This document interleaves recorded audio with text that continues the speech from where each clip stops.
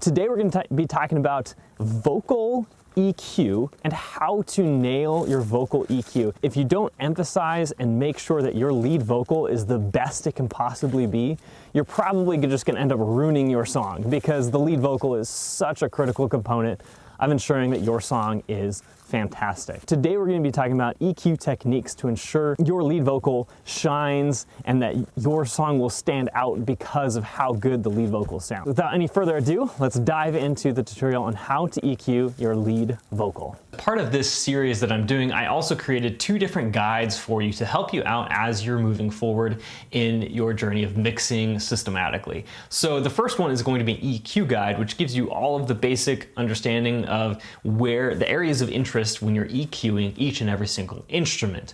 This is just a guideline, but it also gives you some tools that you can use to understand what's actually wrong with your instruments and your tracks as you're diving into EQing various instruments.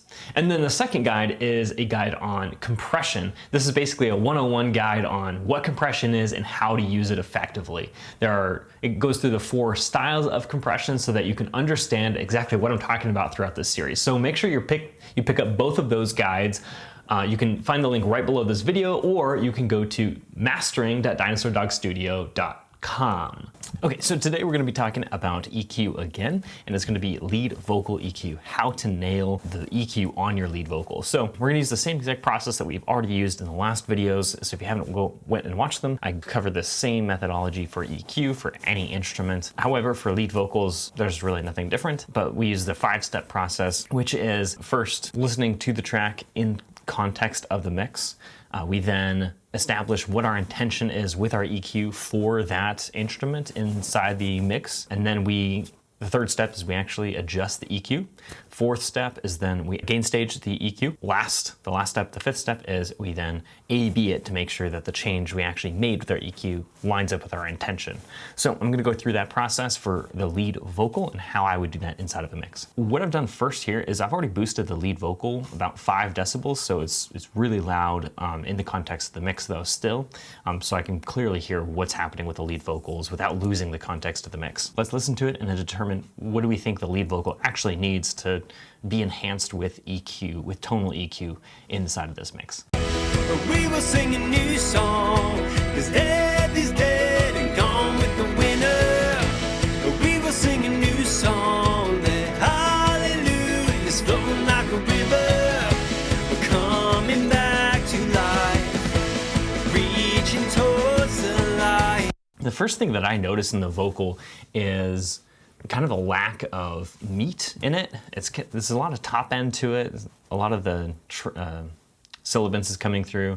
And then there's also kind of a lot of mud in it. So I want to probably deal with that as well. But there's really no kind of body, nothing really connecting the vocal to itself from the top and bottom. I definitely think there's some mids that we need to bring out. Let's get started. Maybe take off a little bit of the top end. It's feeling a little bit too forward to me, a little bit too aggressive, and then probably deal with some of the mud as well. We will sing a new song, 'cause death is dead and gone with the winner. We will sing a new song, that hallelujah is flowing like a river. We're coming back to life, reaching towards the light. Your love is like springtime. We will sing a new song, 'cause death is dead and gone with the winner. We will sing a new song, that hallelujah is flowing like a river. We're coming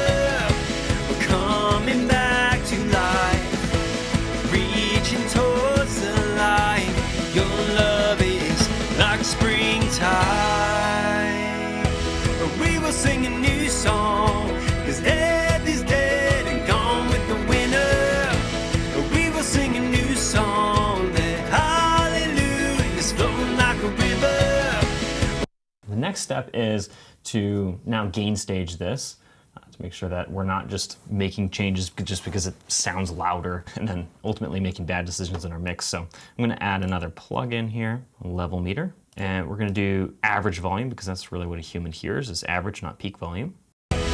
We will sing a new song, 'cause death is dead and gone with the winner. 27.5.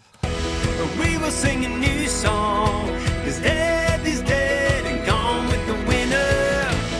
We will. Okay, so it's actually pretty much the same. I'm not gonna adjust that at all then. So the next step is actually testing our change. So I'm gonna close my eyes, I'm gonna switch it back and forth, see, so I'm confusing myself. I don't know exactly what is on or what's off. And then just using just my ears, I can then A/B it and see which one I actually do like better without being biased because I'm seeing which one it is or not. We will sing a new song, 'cause death is dead and gone with the winner. We will sing a new song that hallelujah is flowing like a river. We're coming back to life, reaching towards the light. Your love is like springtime.